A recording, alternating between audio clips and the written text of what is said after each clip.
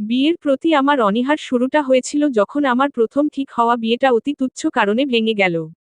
সেই কারণটা হলো আমার পরিবারের করা বিয়ের শপিং কনের পছন্দ হয়নি। বিয়ের ঠিক আগের দিন মেয়েটা আমায় ফোন করে জানিয়েছিল যে পরিবারের রুচি আমার সঙ্গে মেলে না, তাদের সঙ্গে আমি সারা জীবন কিভাবে অ্যাডজাস্ট করব। সুতরাং আমি এই সম্পর্কটা এগোতে চাই না। আজব নারীজাত। বিশ্ব জগতে এত এত কারণ থাকতে সামান্য শপিং নিয়ে এহেন পদক্ষেপ। এরপরের ইতিহাস অতি জঘন্য। আমার পরিবার অপমানের কৈফিয়ত চাইতে সদলবলে মেয়ের বাড়িতে গেল। দুই পক্ষ তুমুল ঝগড়া করে যেটুকু সম্মান অবশিষ্ট ছিল সেটুকুও শেষ করে তবেই ক্ষান্ত হল। সে ঘটনার পর থেকেই বিয়ের প্রতি, আসলে মেয়ে মানুষের প্রতি আমার একটা বিতৃষ্ণা এসে গেছিল। বাবা মা এরপরেও শত শত পাত্রী দেখেছেন, তবে আমাকে আর মানাতে পারেননি। যখনই কোনো প্রোগ্রামে আত্মীয়স্বজন বলতো, কিরে শয়ন, তোর বিয়ের ফুল ফুটবে কবে? আমিও হেসে বলতাম, সে ফুল ছাগলে খেয়ে গেছে। একের পর এক বছর কাটিয়ে বয়সটা যখন ৩০-এর কোঠায় সগৌরবে পদার্পণ করল, তখন সকলেই বিশ্বাস করতে শুরু করলো আসলেই বুঝি আমার বিয়ের ফুলটা ছাগলে খেয়ে ফেলেছে। বাবা মা হাল ছেড়ে দিয়েছেন, আমিও নির্ভাবনায় চিরকুমার হওয়ার শপথ পালন করে যাচ্ছি। ঠিক তখনই আমার জীবনে সেই অনাকাঙ্ক্ষিত ঘটনাটি ঘটে গেল। খালাতো ভাই কাউসারের বিয়ের নিমন্ত্রণ রক্ষায় সাতক্ষীরা গেলাম সপরিবারে।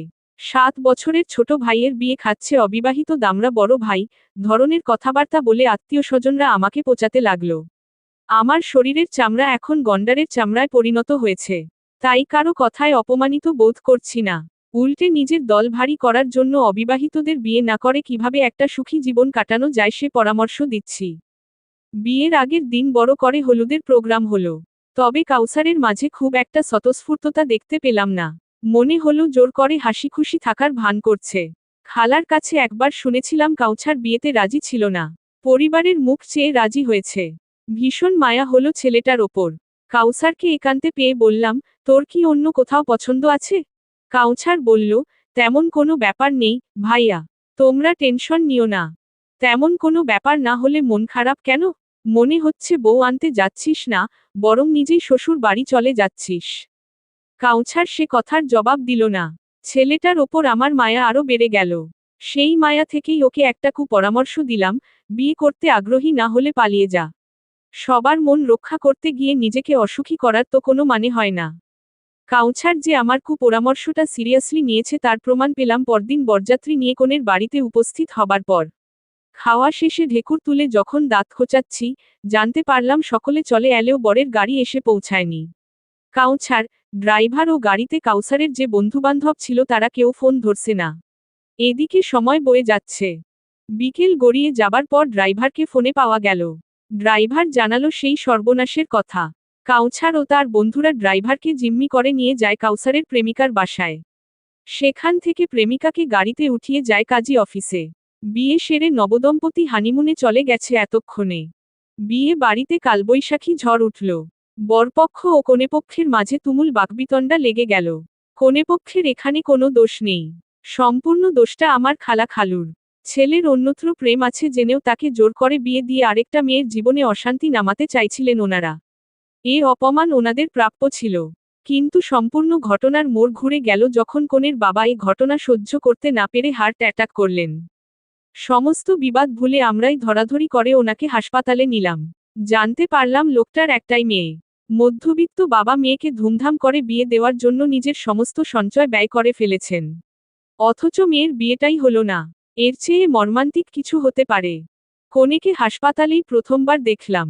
লাল বেনারসি পরেই মেয়েটা ছুটে এসেছে বাবার কাছে। মনে হলো বয়স খুবই কম। গতকাল কাউসারের জন্য যে মায়া হচ্ছিল, আজ তা ঘুরে এসে মেয়েটার ওপর পড়ল। এইটুকু বয়সে এত বড় একটা ঘটনার সম্মুখীন হয়ে মেয়েটাও নিশ্চয়ই আমারই মতো বিয়েবিমুখ হবে, পুরুষ জাতির ওপর বিতৃষ্ণা জন্মাবে। আহারে! মেয়েটার প্রতি মায়া শুধু আমারই হলো না, হলো বরপক্ষের সকলেরই। তাই বাবা মা, খালা খালুসহ সব মুরুব্বিরা মিলে সিদ্ধান্ত নিয়েছে কাউসারের বদলে বর হবে শয়ন। অর্থাৎ আমি। বিনা মেঘে বজ্রপাত ঘটল মাথায়। সমস্ত মায়া গায়েব হয়ে এবার কাউসারকে সহ দুটো গালি দিয়ে সবাইকে জানিয়ে দিলাম, আমি বিয়ে করব না। মা বললেন, দেখ বাবা, পরিস্থিতি যা তৈরি হয়েছে এর জন্য আমরা কেউই প্রস্তুত ছিলাম না। এ অবস্থায় যদি মেয়েটাকে ফেলে যাই ওদের সাথে অন্যায় করা হবে। আমার রাগ হলো। বললাম, অন্যের অন্যায় মেটানোর দায় আমাকে কেন নিতে হবে? বাবা গম্ভীর গলায় বললেন, আমাদের যদি আরেকটা ছেলে থাকতো তোকে বিয়ে করতে বলতামও না। নেহাত তুইই আছিস বলে বলতে হচ্ছে। মেয়েটার বাবার অবস্থা ভালো না। এই মুহূর্তে ওনাকে যদি আশ্বাস দিতে না পারি আরো বড় কিছু হয়ে যেতে পারে। তখন মেয়েটার একুলো যাবে ওকুলো যাবে। আর এত মিষ্টি একটা মেয়ে হাতছাড়া করার কোনো মানেই হয় না। আমি তবুও রাজি হলাম না। বললাম, মেয়ের বয়স দেখেছ? আমার সঙ্গে কোনোভাবেই যায় না। একে খালা, খালুসহ সকলে বোঝালেন। তখনই কাউসারের ফোন এলো। খালা খালু ফোন দিয়ে ইচ্ছেমতো বকলেন। কাউছার দুঃখী দুঃখী মুখ করে ক্ষমা চেয়ে বলল, আসলে আমার আর কিছুই করার ছিল না। ভাগ্যিস শেষ মুহূর্তে শয়ন ভাই পালানোর বুদ্ধিটা দিয়েছিল। সাহস করে কাজটা করেই ফেললাম। তোমরা প্লিজ আমায় ক্ষমা করে দিও। এরপরে যে ঝড়টা এলো তা সামলানোর ক্ষমতা আমার ছিল না। মনে মনে নিজেকেই গালাগাল করলাম। কোন কুক্ষণে যে কাউসারকে পালানোর কথাটা বলেছিলাম। অজান্তেই নিজের খোঁড়া গর্তে নিজেই তলিয়ে গেলাম। খাটের ওপর বসে আছে লাল শাড়ি পরিহিত এক নারী, যার নাক অবধি ঘোমটা টানা। কিছুক্ষণ পর পর ঘোমটার ভেতর থেকে নাক টানার শব্দ পাওয়া যাচ্ছে। শব্দটা অত্যন্ত বিশ্রী। বিরক্ত সুরে বললাম, এখন কেঁদে কি হবে? যখন কেঁদে কেটে বিয়েটা ভাঙার কথা ছিল তখন তো ঠিকই ড্যাং করে কবুল বলে দিলে। তাহলে এখন এই ন্যাকামির মানে কি? বাসর ঘর মানেই নারীর লজ্জিত অবয়ব। এমনই একটা ধারণা সকলের মনের চিত্রিত থাকে। আমারও তেমনই ধারণা ছিল। সেই কিন্তু ধারণাকে মুহূর্তেই গড়িয়ে দিয়ে মেয়েটা ঘোমটা তুলল। শুকনো খটখটে চোখ দুটি তুলে তাকালো আমার দিকে। আবারও নাক টেনে বলল, আমি কাঁদছি না তো। সর্দি হয়েছে তাই নাক টানছি। প্রথম বাক্যালাপেই থতমত খেয়ে গেলাম। বিরক্তি বাড়ল আরেক ডিগ্রি। বললাম, রাবিশ, নাকে সর্দি নিয়ে বসে আছো কেন? টিস্যু নেই? খুঁজেছি, পাইনি। চেয়েছো কারো কাছে? না। মেয়েটির কণ্ঠস্বর অত্যন্ত স্বাভাবিক। তাতে লজ্জা, জোরতার কোনো ঠাঁই নেই। অল্প বয়সী আহ্লাদী নিব্বির মতো নাটকেপনাও নেই। একটু স্বস্তি পেলাম। কাজী বিয়ে পড়ানোর সময় জানতে পেরেছি ওর নাম জুথি। ছোটখাটো, রোগা পাতলা একটা মেয়ে। বয়স 19, অথচ দেখতে লাগে আরো ছোট। প্রথমে তো ভেবেছিলাম গলায় স্কুল পড়ুয়া মেয়ে ধরিয়ে দিচ্ছে। যাক, ততটাও ছোট নয়। ড্রয়ার থেকে টিস্যুর বক্স বের করে বিছানায় রেখে দিলাম। জুথি তার অতি ভারী বিয়ের শাড়িটা আগলে ধরে খাট থেকে নামতে হিমশিম খেল। ফ্রেশ হয়ে এসে আবারও খাটের এক কোণে চুপটি করে বসে পড়ল। ধপ করে বসে পড়লাম আমিও। নিজের চিরকুমার হওয়ার প্রতিজ্ঞা ভঙ্গ হওয়ার বেদনায় একদিকে কাতরাচ্ছি, আরেকদিকে এই সম্পর্কের দায়িত্ব পালনের জন্য মনকে বোঝাচ্ছি। বিবেক ও আবেগের জাতাকলে পিষ্ট হচ্ছি। জুথির দিকে তাকালাম। ওর অবস্থা তো আমার চেয়েও করুণ হওয়ার কথা। একে তো যার সাথে বিয়ে হওয়ার কথা সে পালালো, বাবা হাসপাতালে, অসুস্থ বাবার কথায় রাজি হয়ে বিয়ে হলো পাত্রের বড় ভাইয়ের সাথে। মেয়েটার ভেঙে পড়ার কথা ছিল, অথচ সে সামান্য কাঁদল না। জুথি কাঁদলে না হয় নিজের মনে চেপে রাখা কান্নাটা একটু সান্ত্বনা পেত। বললাম, জুথি তোমার নাম? জি। ভালো নাম আদিবা আক্তার। ডাক নাম জুথি। আমার নাম জানো? জানি। শয়ন শিকদার। বয়স জানো? না। অনুমান করো। জুথি আমার দিকে চাইল। কাজল লেপা দুই চোখে আমার মুখশ্রীতে বারদুয়ে পর্যবেক্ষণ শেষ করে বলল, 35-36। থতমত খেয়ে গেলাম। সামনেই আয়না। ছুটে গিয়ে নিজের চেহারাটা একটু যাচাই করে নিলাম। নাহ, চুল তো পাকেনি। চামড়ায় কোনো ভাঁজ নেই। বললাম, তুমি কি মশকরা করলে? জুথি সহজভাবে ঘাড় নাড়ল, না তো। যা মনে এলো বললাম। আমি মনের রাগ মনেই মাটিচাপা দিয়ে খড়খড়ে সুরে বললাম, তোমার পর্যবেক্ষণ ক্ষমতা চমৎকার। জুথি যেন ভরকাল। বলল, সত্যিই এত? আমি আরেকটু গম্ভীর হয়ে বললাম, এর চেয়েও বেশি। আহারে, শেষে বুড়ো বর পেলে। জুথিকে একটু ভাবুক দেখালো। আমি বললাম, পড়াশোনা করো?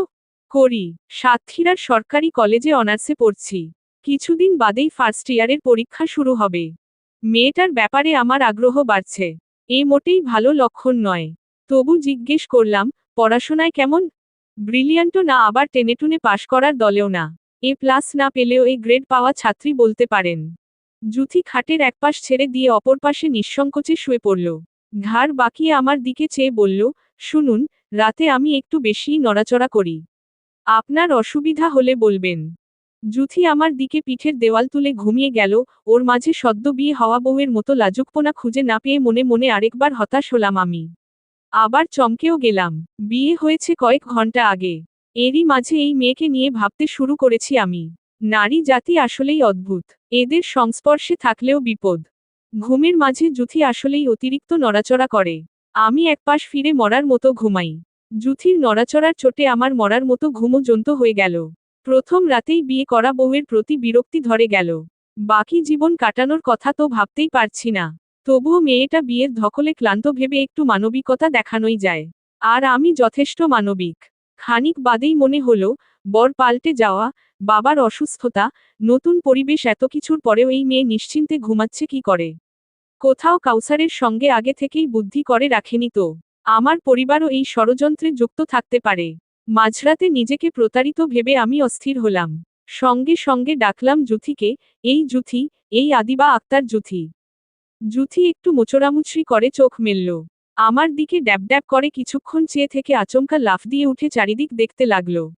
আমি ওর চমক কাটতে না দিয়েই বললাম, তোমরা প্ল্যান করে আমাকে সাওনি তো? জুথি কিছুক্ষণ ফ্যালফ্যাল করে চেয়ে থেকে বলল, আপনি কি সিনেমার নায়ক? না। মিলিয়নিয়ার বা বিলিয়নিয়ার? তাও না। Scientist, doctor, engineer, BCS cadre অথবা বিজনেস টাইকুন? উহু। 6 প্যাক, 6 ফুট লম্বা, ফর্সা, হাজারো নারীর ক্রাশ? তা হতে যাব কেন? তাহলে আপনাকে আমি সাথে যাব কেন? আমার নিজের প্রতি গড়ে ওঠা সমস্ত গৌরবকে মুহূর্তের মাঝে চুরমার করে দিয়ে জুথি হাই তুলে আবারও ঘুমের মাঝে তলিয়ে গেল। সকাল 7টায় আমার ঘুম ভাঙার অভ্যাস। 8টায় নাস্তা করে অফিসে যাই। আজও 7টায় ঘুম ভাঙল। আড়মোড়া ভাঙতে গিয়ে নরম কিছুতে হাত লাগতেই চমকে উঠলাম। পাশে আমার নতুন বিয়ে করা বউ বিভোর হয়ে ঘুমাচ্ছে। এটা মেয়ে নাকি তুলোর বস্তা? এত নরম কি করে হয়? মনের ভুলও হতে পারে, আরেকবার ছুঁয়ে নিশ্চিত হওয়া উচিত। ভাবনাটা মনে আসতেই আমার সদ্য ব্রেকআপ করা চিরকুমার সত্তাটা ধিক্কার দিয়ে বলল, ছি শয়ন, এই চরিত্র নিয়ে তুই চিরকুমার হওয়ার বাসনা করেছিলি? আমি অপরাধীর মতো ক্ষমা চাইলাম সেই সত্তার কাছে। বললাম, এ ভুল আর হবে না। নারী জাতিকে আমি বিশ্বাস করি না। জুথিকে তো আরও আগে না। যে মেয়ে বাসর রাতেই স্বামীকে অসম্মান করে তার কাছ থেকে আমি আর কিই বা আশা করব? আমি গা ঝাড়া দিয়ে উঠলাম। জুথির ওঠার নাম নেই। সকাল 7টা বাজে কোন বাড়ির বউ এভাবে পড়ে পড়ে ঘুমায়? না, বেশি সুখ দেওয়া যাবে না। মেয়ে মানুষকে টাইটে রাখতে হয়, না হলেই বিপদ। বিপদটা যে কার সে প্রসঙ্গ আপাতত উজ্জ্ব থাকুক। জুথি খাটের বাইরে এক হাত ঝুলিয়ে শটান হয়ে ঘুমাচ্ছে। আমি গম্ভীর গলায় ডাকলাম, জুথি, এই জুথি। জুথি ওর ঝুলে থাকা হাতটা বুকে এনে গুটিসুটি মেরে শুয়ে বলল, আরেকটু ঘুমাবো বাবা। বাবা, সে কি ভাবছে এখনো বাবার বাড়িতে রয়েছে? জুথির অবচেতন সত্তাকে মনে করিয়ে দিলাম ও বিবাহিত। বললাম, এই বিবাহিত জুথি। এই নতুন বউ জুথি। জুথি শটান উঠে বসল। আমাকে দেখে তড়িঘড়ি বুকের কাপড় ঠিকঠাক করে নিল। আমি আরো গম্ভীর হয়ে বললাম, এত বেলা করে ঘুমাবে না। আমি 8টায় অফিস যাই। আগেভাগে নাস্তা তৈরি করে রাখবে। আজ অফিস নেই তাই ছাড় দিলাম। কারণ আমি যথেষ্ট মানবিক। জুথি চোখ বন্ধ করে কপাল কুঁচকে আছে। চোখ ডলে তাকানোর চেষ্টা করে বলল, ছাড়ি যখন দেবেন তখন ডাকলেন কেন? পরেই বলতে পারতেন এসব। আমি ফোঁস করে ওঠা রাগটা সামলে নিলাম। কারণ আমি যথেষ্ট মানবিক। শান্ত সুরে বললাম, এটা তোমার বাবার বাড়িও না, শ্বশুর বাড়িও না। খালাশাশুড়ির বাড়ি। পরিস্থিতি বুঝে চলতে হবে। জুথি আর কিছু বলল না। আমি দ্বিতীয় উপদেশ দেওয়ার জন্য প্রস্তুত হলাম। জুথিকে তার গণ্ডি চেনাতে হবে। শুরুতেই মাথার ওপর উঠতে দিলে পড়ে আমার মাথাতেই, সে যাই হোক। স্কুলের করা ম্যাথ টিচারের মতো মুখ করে বললাম, শোনো, আমি তোমার যথেষ্ট সিনিয়র। আমার সঙ্গে আদব রেখে কথা বলবে। মুখে মুখে তর্ক করা, স্বামীকে সম্মান না দিয়ে রসিকতা করা, আজেবাজে প্যাচাল পেরে কান ঝালাপালা করা স্বভাব আমার একদম পছন্দ না। বউ যেহেতু হয়েছ, এসব মেনে চলতে হবে। আজকের জন্য এটুকু উপদেশই যথেষ্ট। যাও শ্বশুর শাশুড়ির খোঁজ নাও গিয়ে। আমরা এখনো খালাবাড়িতে রয়ে গেছি। আজ দুপুরের খানাপিনা শেষে নতুন বউ নিয়ে ফিরব। মা এসে বললেন, যাওয়ার আগে নতুন বউকে নিয়ে ওর বাবার সাথে দেখা করে আয়। কথাটা শুনে জুথির মুখ আলোকিত হতে দেখা গেল। সেই প্রথম ওর গোমরা চেহারা একটু হাসির ঝলক দেখলাম। গোলগাল ছোট্ট মুখটা হাসলে ভালোই দেখায়। মায়া মায়া একটা পরশ আছে যেন। আবারও আমার প্রাক্তন সত্তা আমাকে সতর্ক করে দিল, নারী জাতি মায়ার ভান করেই সব ধ্বংস করে। সাবধান। আমি সাবধান হয়ে গেলাম। সারাদিন জুথির থেকে যতটা সম্ভব দূরে থাকলাম। কারো সঙ্গেই বিশেষ কথাবার্তা বললাম না। সবাই ভাবল এই বিয়েটা আমি মেনে নিতে না পেরে ভীষণ কষ্ট পাচ্ছি। মুরুব্বিরা নানান পরামর্শ দিয়ে কান ঝালাপালা করে দিল। বিকেলে জুথিকে আর এড়াতে পারলাম না, ঢাকার উদ্দেশ্যে রওনা হওয়ার সময় জুথি আমার পাশেই বসল। বাবা মা বসলেন সামনের সিটে। গাড়ি হাইওয়েতে উঠতেই বুঝলাম জুথি জার্নি করতে পারে না। বমি টমি করে সবাইকে নাজেহাল করে ছাড়ল। এরপর ক্লান্ত শরীরে আমার কাঁধেই মাথা রেখে ঘুমিয়ে পড়ল। ওর নরম গাল আমার গলার সঙ্গে লেপ্টে আছে। আশ্চর্য, মেয়ে মানুষ এত নরম হবে কেন? এত নরম হলে একে আমি শাসন করব কি করে? ব্যথা পাবে না? সারাটা পথ জুথি ঘুমিয়েই কাটিয়ে দিল। বাড়িতে পৌঁছাতে অনেক রাত হলো। বাবা মা আগে নেমে গেলে আমি দ্বিতীয়বারের মতো জুথিকে জাগানোর দায়িত্ব নিলাম। এবার যেন বাবা ভেবে ভুল না করে তাই প্রথমেই বললাম, এই বিবাহিত জুথি, শ্বশুর বাড়ি এসেছ। দেখি ওঠো। জুথি এবারও ঘুম থেকে উঠে আগে বুকের কাপড় ঠিক করল। মেজাজ খারাপ হলো আমার। সারা রাস্তা গায়ের ওপর পড়ে থেকে এখন খুব সংকোচ দেখানো হচ্ছে। জুথিকে রেখেই আমি নেমে গেলাম। আমার বাড়িতে জুথিকে আদর করেই বরণ করা হলো। আকস্মিক বিয়ে হওয়ায় আমার দাদাবাড়ির আত্মীয়রা কেউ উপস্থিত ছিল না। খবর পেয়ে আমাদের আগেই বাড়ি চলে এসেছে। নতুন বউকে বরণ করা হলো ফুলের শুভেচ্ছা দিয়ে। আমাকে শোপিস হিসেবে ওর পাশে সাজিয়ে রাখা হয়েছে। ভাইবোনরা মজা নিল এই বলে, খুব তো চিরকুমার হওয়ার ভং ধরেছিলে। শেষে এভাবে গলায় বিয়ের মালা তুললে যে দাওয়াতি পেলাম না। হা হা। আমার চাচিরা মিলে জুথির বউ আদরের আয়োজন করেছে। বিশাল এক খাবারের ডালা সাজিয়ে সামনে দিয়েছে। দেখে মনে হচ্ছে জুথির চেয়ে ডালার ওজনই বেশি। এবারও আমি শোপিস। বিয়ে তো আমিও করেছি। নিজের চিরকুমার সত্তাকে বিসর্জন দিয়ে একটা বিয়ে ভাঙা অসহায় মেয়েকে উদ্ধার করেছি। কই আমাকে তো এত আদর দেখানো হচ্ছে না। একদিনেই এত বৈষম্য। যাই হোক, তাতে আমি খাওয়ার সুযোগটা ছাড়লাম না। জুথি পাখির মতো অল্প একটু খায়। ওর ভাগেরটাও আমিই খেয়ে নিলাম। খাওয়ার পর ঘটল আরেক বিপত্তি। কাজিনরা আমাকে রুমে ঢুকতে দিচ্ছে না। নিজের ঘরে ঢুকতে চাঁদা দাবি করছে। এত অত্যাচার মানতে না পেরে দিলাম ধমক। বেচারারা সব লেজ গুটিয়ে পালালো। আমি দপদপিয়ে ঘরে ঢুকে বেককল হয়ে গেলাম। ওরা গাজরা ফুল দিয়ে মাকড়সার ঝুলের মতো বাসর সাজিয়েছে। খুব চিল্লাপাল্লা করতে ইচ্ছে হলো। কিন্তু পারলাম না। গতকাল আমি কাউসারের জন্য সাজানো বাসর ঘরে ছিলাম। আজ আমার নিজের জন্য সাজানো। তাই বোধ হয় খুব একটা রাগ করতে পারলাম না। ওদিকে বাইরে কাজিনদের উল্লাসধ্বনি শোনা গেল, উকি দিয়ে দেখলাম আমাকে গলাতে না পেরে সবকয়টা জুথিকে ধরেছে। জুথি বউ আদরের সময় বড়দের কাছ থেকে সালামি পেয়েছে, সেই টাকা থেকেই অর্ধেকটা দিয়ে দিল। এরপর নিস্তার পেয়ে ঘরে এলো। কেন জানি দুজনেই বেশ অস্বস্তিতে পড়ে গেলাম। তা কাটাতে আমি গম্ভীর গলায় বললাম, তুমি আসলেই ঘুমের মাঝে অতিরিক্ত নড়াচড়া করো। গত রাতে আমি ঘুমাতে পারিনি। জুথি বোধহয় একটু চিন্তিত হলো। এরপর বলল, বাড়িতে এক্সট্রা রুম নেই? তাহলে দুজনেরই সুবিধা হতো। মেজাজ চড়ে গেল আমার। বললাম, কেন? আমি না থাকলে কি একলা ঘরে সারারাত BCS cadre, doctor, engineer, six pack, 6 ফুটিয়াদের সাথে প্রেম করে বেড়াবে? তা করার হলে কি আপনাকে বিয়ে করতাম? আবারও অপমানিত বোধ করলাম, জোরেই বললাম, ও, তার মানে আমাকে বিয়ে করে খুব পস্তাচ্ছ? তো চলে যাও না। আটকে রেখেছে কে? আপনি অহেতুক ঝগড়া করছেন। আমি তো আপনার সুবিধাকেই গুরুত্ব দিয়ে আলাদা রুমের কথা বলেছিলাম। আমার সাথে আসলেই কেউ ঘুমাতে পারে না। সব সময় একাই ঘুমাতাম। তোমার ফোন আছে? জুথি মাথা নেড়ে বলল, আছে। কি দিনকাল পড়ল। এইটুকু মেয়েরা স্মার্টফোন চালিয়ে বিগড়ে যাচ্ছে। সারাদিন অনলাইনে পড়ে থেকে সংসারে মন লাগে না। আমি যেন এইসব না দেখি এ বাড়িতে। না হলে কিন্তু খুব খারাপ হবে। একটু দাপট দেখাতে পেরে বুকের ভেতরটা হালকা লাগছে। এভাবেই বউকে টাইটে রাখতে হবে। লাই দেওয়া যাবে না। শান্তশিষ্ট চাপাবিশিষ্ট জুথি এবার শান্ত সুরে বলল, এই নিয়ম কি শুধু আমার বেলায়? নাকি আপনার ক্ষেত্রেও প্রযোজ্য? আমি সবেই ফোনটা হাতে নিতে যাচ্ছিলাম। রাত 12টা অবধি জেগে রিলস দেখার অভ্যাস আছে। কিন্তু জুথির কথায় সেই ইচ্ছেটা ত্যাগ করলাম। দাপুটে সুরে বললাম, আমাকে কি তোমার বেকার মনে হয়? সারাদিন ব্যস্ত থাকি। ফোন চালানোর সুযোগ কই? বেশি কথা না বলে ঘুমাও। সকালে যেন ডাকতে না হয়। জুথি পড়াশোনায় গ্রেড পাওয়া ছাত্রী হলেও সাংসারিক কর্মে প্লাস পাওয়ার যোগ্যতা যে রাখে তা সে প্রমাণ করে দিল বিয়ের 1 সপ্তাহের মধ্যে। সারাদিন সে মহাব্যস্ত। মায়ের সঙ্গে হাতে হাতে সমস্ত কাজে ভাগ বসায়।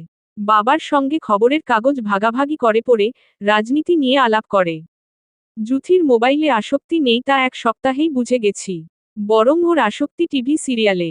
মায়ের সঙ্গে সন্ধ্যায় সিরিয়াল দেখতে বসে এক একটা ধুমতা না সিন দেখে নিজেরা আবার আলোচনাও করে। এদিকে যে সন্ধ্যায় বরটা খেটে খুঁটে বাসায় আসে তার দিকে বিন্দুমাত্র নজর নেই। না, এই মেয়ে সবদিকে চলনসই হলেও স্বামীসেবায় ফেলটু। ফেলটু জুথি। অবশ্য পরিবারের সামনে আমি জুথিকে একদমই পাত্তা না দেওয়ার ভান করি। যেন কেউ বলতে না পারে, খুব তো বিয়ে না করে থাকবে বলেছিলে। এখন বউকে চোখে হারাচ্ছ? আমি মোটেও বউকে চোখে হারাচ্ছি না। কিন্তু সারা জীবনের দায়িত্ব যেহেতু নিয়েই ফেলেছি, শাসন করে আয়ত্তে রাখার দায়িত্বটা তো আমারই। না হলে পরে তো লোকে বলবে, শয়নের বৌভাগ্য ভালো না।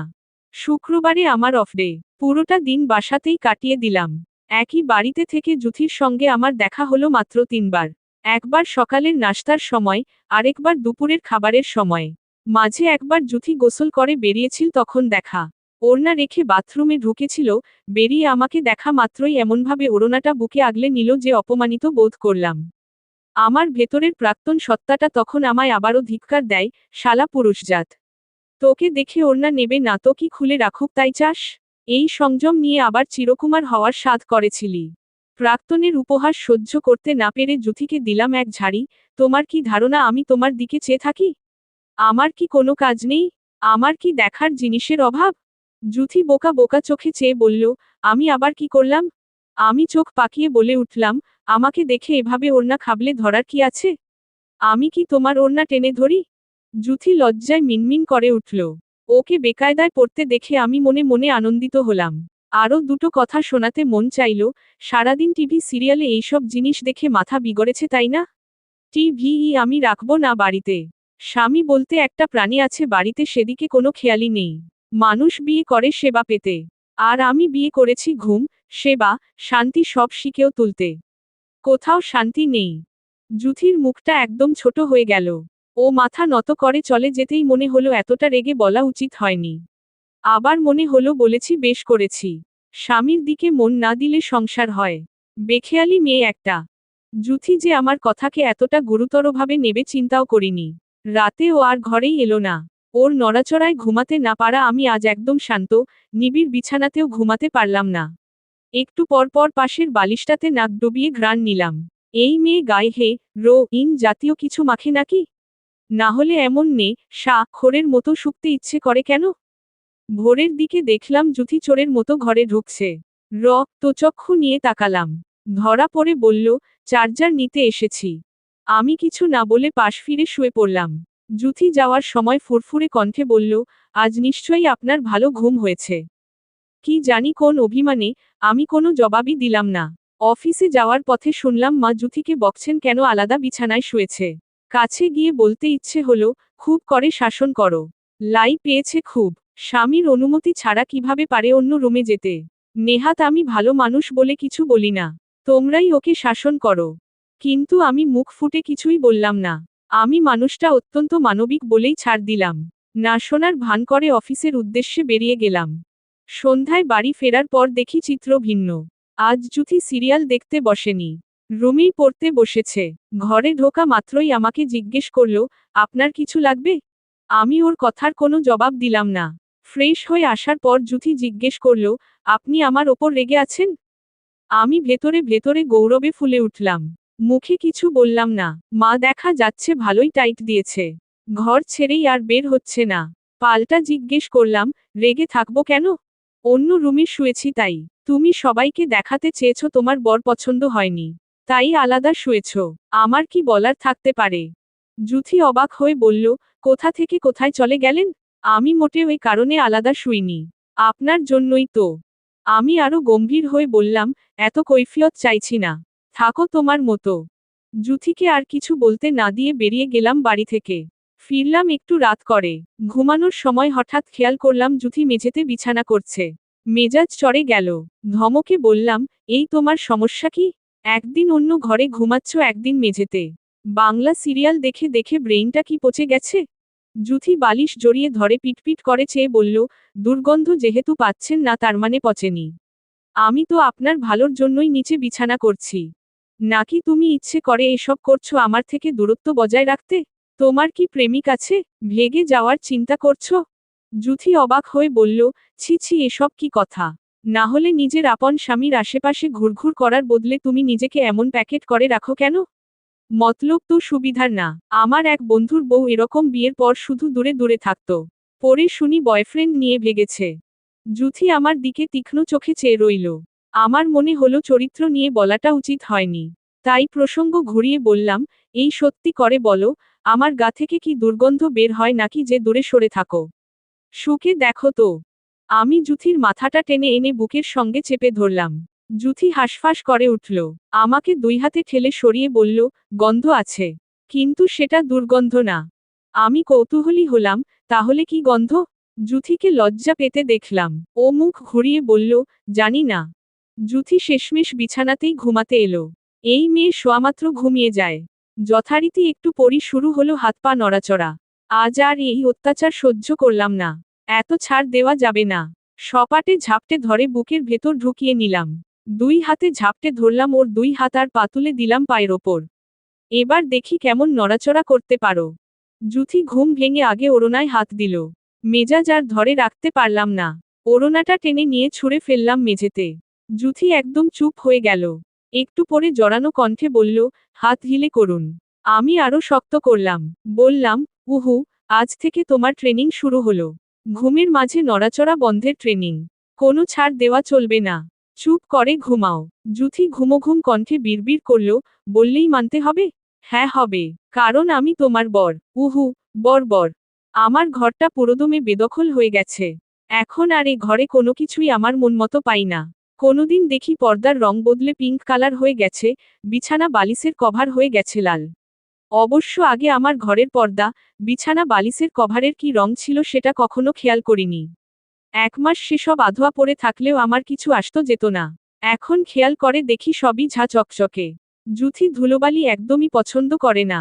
সুতরাং ঘরের ওপর প্রতিদিন ভালোই ঝাড়ু পোছা পড়ে। এমনকি পারলে সে আমাকেও ধুয়ে শুকোতে দেয়। একদিন আমি গোসল করে আসা মাত্রই ভ্রু কুঁচকে চেয়ে বলল, গায়ে সাবান মাখেননি? সরিষার তেলটা হাতে পায়ে লাগাতে লাগাতে বললাম, মেখেছি তো কালকে। আর আজ? আজ আবার কি? আমি কি খেতে খামারে কাজ করে এসেছি নাকি? আমি এসিতে বসে কাজ করি। একটুও ঘাম গন্ধ হয় না। তাই বলে সাবান দেবেন না? আমি সাবান না মাখায় জুথি যেন ভীষণ কষ্ট পেল।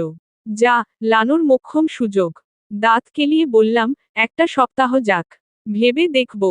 এবার জুথি, ইয়া আল্লাহ, বলে ছিটকে দুই হাত দূরে সরে গেল। আমি তেল চুপচুপে হাত দুটো বাড়িয়ে দিয়ে বললাম, এই সার্ফেক্সেল জুথি, এসো একটু জোরাজোরি করি। গায়ে ময়লা থাকলে এমনিই ডলা খেয়ে উঠে যায়।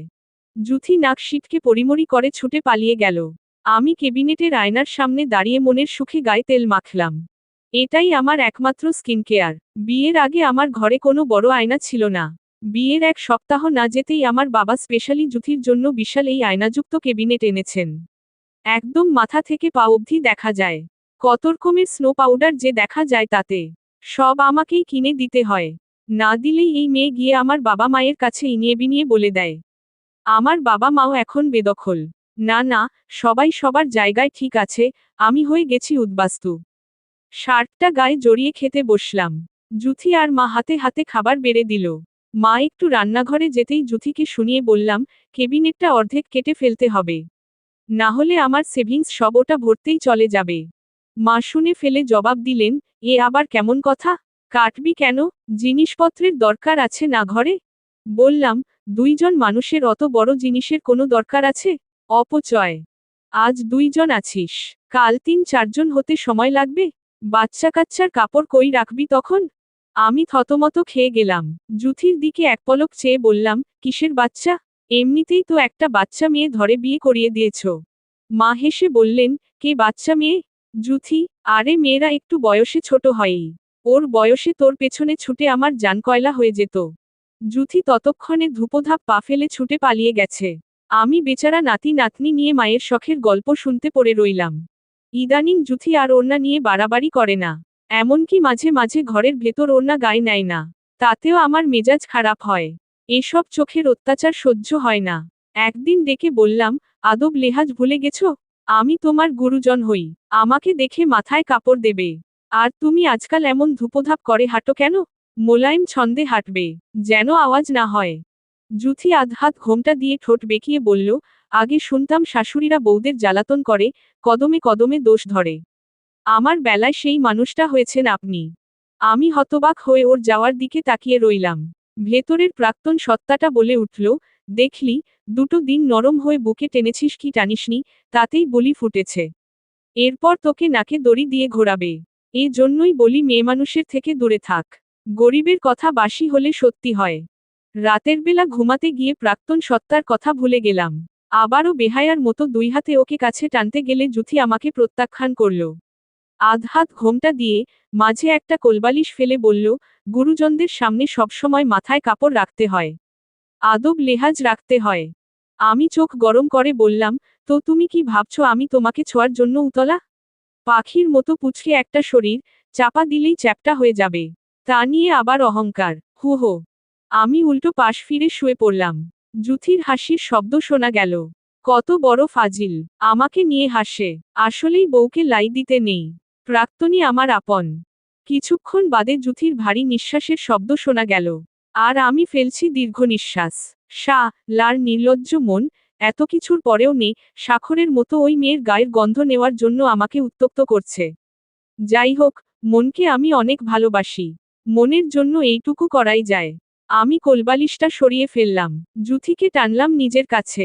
আমি ওর সারামুখে ছুঁয়ে ছুঁয়ে দেখলাম। জুথির গাল দুটো এত নরম যে আঙুল ছোঁয়ালেই ডেবে যায়। জুথি হঠাৎ আমার হাত ধরে ফেলল। বলে উঠল, মুরুব্বি মুরুব্বি, উহু উহু। চমকে উঠে বললাম, তুমি ঘুমাওনি?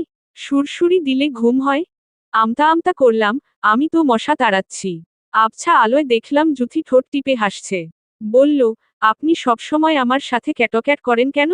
আমার বিবাহিত বান্ধবীদের থেকে গল্প শুনতাম ওদের বরেরা কত কেয়ার করে। আর আপনি খালি ধমকান আর দোষ ধরেন। আপনি বর না, আপনি একটা বর্বর। এইটুকুনি পাখির সাইজের একটা মেয়ে, তুমি আমায় বর্বর বলো? বর্বরতা কি তুমি চেনো? জুথি সে কথার জবাব না দিয়ে বলল, মুরুব্বি, আপনি আমাকে যত ছোট ভাবেন আমি ততটাও ছোট না। জুথি যে ছোট না এই সত্যটার মুখোমুখি হয়ে আমি এলোমেলো হয়ে গেলাম। আমার প্রাক্তন সত্তা সেই মুহূর্তে উকি দিয়ে বলল, সাবধান শয়ন, নারীর মোহে ভুলিস না। সংযমী হ। প্রাক্তনের জন্য আজ আর মায়া অনুভব করলাম না। বরং ভুল সময়ে ফুসলাতে আসায় ঝাড়ি দিয়ে বিড়বিড় করলাম, তোর সংযমের গোষ্ঠী কিলাই। জুথি বলল, কি বলছেন? কিছু না, আপনি যে ঘুমের ঘোরে আমার সুযোগ নেন, এটা কিন্তু ঠিক না।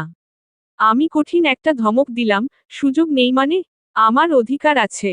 আরও বেশি কিছু করতে পারি। দেখাবো? জুথি মিটমিট করে হাসছিল। মনে হলো সবার আগে ওই গাজা লানো হাসিটা বন্ধ করা দরকার। না হলে ভুলভাল আচরণ করে ফেলতে পারি। হাসি বন্ধ করার চূড়ান্ত পদক্ষেপটাই গ্রহণ করলাম। আমার ঠোঁটের ভাঁজে আটকে দিলাম ওই দুটি তুলনরং ঠোঁট। সব সময় ছটফট করা জুথি তখন একেবারে বরফের মতো ঠান্ডা ও স্থির হয়ে গেল। জুথির ফার্স্ট ইয়ারের ফাইনাল পরীক্ষা চলে আসায় ওকে ফিরে যেতে হলো সাতক্ষীরায়। যাওয়ার আগের কিছুদিন জুথিকে আমি ভীষণ শাসনে রেখেছিলাম। এই মেয়ে বিয়ের পর পড়ালেখা ভুলে গেছে। পড়ে ফেইল করলে লোকে ভাববে সাংসারিক চাপে বুঝি পড়ার সময় পায় না। আসলে যে সে পড়তে চায় না তা কেউ বলবে না। দোষী হব আমি। তাই দোষ কাটাতে একটু কড়া শাসনই করলাম। জুথি পড়তে বসে অন্যমনস্ক হয়ে যায় বারবার। আমাকে দেখে মাঝে মাঝে মিটমিট করে হাসে। আমি কি হাসির বস্তু নাকি? যেই না ধমক দেই আড়ালে ঠোঁট বেঁকিয়ে বলে, বর্বর একটা। আমি কঠিন চোখে চেয়ে থাকি। কঠিন চোখেই জুথির প্রতিটা অঙ্গভঙ্গি দেখি, দেখতে দেখতে ভাবি, এই মেয়েটা ইদানিং সুন্দর হয়ে যাচ্ছে কেন? নাকি আমারই চোখের ভুল? না হলে ওকে বারবার দেখতে ইচ্ছে করবে কেন? ঘুমাতে যাওয়ার আগে জুথি ভালোমতো হাতমুখ ধুয়ে আসে। ফেসওয়াশের সুগন্ধ ওকে ঘিরে রাখে। এরপর আয়নার সামনে বসে মুখে কিসব যেন মাখে। আজও তাই করতে যাচ্ছিল। আমি ছো মেরে কৌটাটা কেড়ে নিলাম। জুথি হতভম্ব হয়ে বলল, কেন নিলেন? এসব মাখবে না। কেন মাখব না? আমি আরো গম্ভীর হয়ে বললাম, আমি আদেশ করেছি তাই। তুমি তোমার স্বামীর আদেশ মানতে বাধ্য। চাপাবিশিষ্ট জুথি ইদানিং খুব পটর পটর করে। আমার সাথে তর্ক করাটা বোধহয় ওর সবচেয়ে প্রিয় কাজ। বলল, আপনি যুক্তি ছাড়া আদেশ করলেই মানতে হবে কেন? এইসব মেখে টেখে টাকা নষ্ট করার কোনো প্রয়োজন নেই। তোমার একমাত্র প্রসাধনী তোমার স্বামীর চুমু। জুথি চোখ পিটপিট করে এদিক ওদিক নজর ঘোরাতে লাগল। লজ্জা পেলে ওকে একদম লাল টুকটুকে দেখায়। সেই লজ্জার জোয়ার বাড়াতে বললাম, এই লজ্জাবতী জুথি, তোমার জন্য স্পেশালি একটা স্পা সেন্টার খুলেছি। এখানে তোমার ত্বকের সকল সমস্যার সমাধানের জন্য স্পেশাল কিছু প্যাকেজ রয়েছে। জুথি কৌতূহলী হলো। বলল, কি সেই প্যাকেজ? এই যেমন ধরো ত্বকের রুক্ষতা শুষ্কতা দূর করতে ভেজা চুমু, তেলতেলে ভাব কমাতে শুষ্ক চুমু, স্ক্রাবিং করতে ফাটা ঠোঁটের খসখসে চুমু, গরমকালে ত্বকের তাপ কমাতে ঠান্ডা চুমু, শীতকালে গরম চুমু। জুথি বলল, হয়েছে হয়েছে। আমার এত দামি স্পা সেন্টারে যাওয়ার প্রয়োজন নেই। আরে তোমার জন্য ডিসকাউন্ট আছে। আচ্ছা যাও, ফ্রি করে দিলাম। কারণ আমি মানুষটা যথেষ্ট মানবিক। অসহায় মানুষকে মানবিকতা দেখাতে হয়। আমি অসহায় নই। দেখি আমার ময়েশ্চারাইজার ফেরত দিন। জুথি হাত বাড়ালো। আমি ওর হাত টেনে ধরলাম। জুথি ধস্তাধস্তি শুরু করে বলল, আমি আপনার চেয়ে বেশি সুন্দর বলে হিংসে হয়? হ্যাঁ হয়। আমার ঘরে আমার চেয়ে বেশি সুন্দর কেউ থাকবে তা আমি চাই না। ক্লিয়ার? ঠিক আছে, ঘরের এলইডি লাইটটাও খুলে ফেলুন। আমি জুথিকে আরো শক্ত করে ধরলাম। বললাম, আমার সঙ্গে বেয়াদবি। ভর্তা বানিয়ে ফেলবো একদম। শয়নের স্পেশাল জুথি ভর্তা। জুথি বিড়বিড় করে বলল, এমন পাগলাটে পুরুষ আমি দুটো দেখিনি। আমি ছ্যাঁত করে উঠলাম, কেন, তুমি আরো পুরুষ দেখতে চাও? সাহস তো কম না। জুথি দুই হাত জড়ো করে বলল, আমার ভুল হয়েছে। এখন থেকে আপনার সামনে বোবা হয়ে থাকব। জুথি সত্যিই বোবা, অভিমানে চুপ করে রইল। আমি ডাকলাম, জুথি, এই বোবা জুথি। কোনো উত্তর পেলাম না। রাতে জুথি আমার দিকে পিঠ দিয়ে শুয়ে পড়ল। ভাবলাম বেশি বেশি করে ফেলেছি।